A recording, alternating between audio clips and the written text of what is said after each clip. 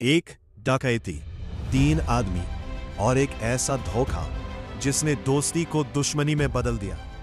यह है कहानी GTA 5 की, जहां कोई भी पूरी तरह अच्छा नहीं और कोई भी पूरी तरह बुरा नहीं।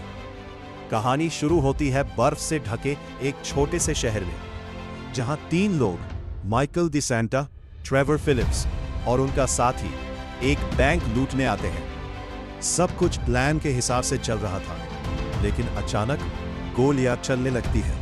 पुलिस पहुंच जाती है। भागते भागते एक साथी मर जाता है और माइकल को भी गोली लगती है। ट्रेवर सोचता है माइकल मर गया, लेकिन असली खेल तो अब शुरू होता है। सालों बाद माइकल जिंदा है और अब वो लॉस सैंटोस में एक अमीर आदमी बनकर रह रहा है। बड़ा घर, फैमिली, पैसा, सब कुछ है, लेकिन अंदर से वो खाली है। उसकी शादी टूट रही है, बच्चे उसकी इज्जत नहीं करते और उसे फिर से क्राइम की दुनिया याद आने लगती है। अब कहानी में आता है एक नया किरदार, Franklin Clinton.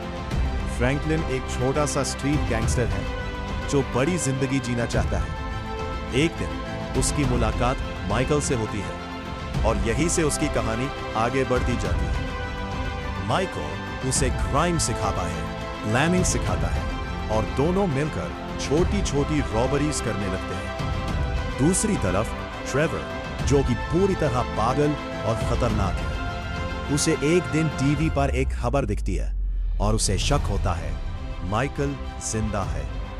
Background music intense, और जब ट्रेवर को सच्चाई पता चलती है तो वो लॉस सैंटोस पहुंच जाता है। माइकल और ट्रेवर आमने सामने आते हैं। दोस्त अब दुश्मन बन चुके थे।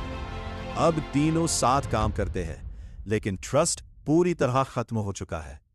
Jewellery store robbery, bank heist, government missions, हर मिशन में खतरा, हर प्लान में धोखा। FIB गवर्नमेंट एजेंसी भी इनका इस्तेमाल करने लगती है।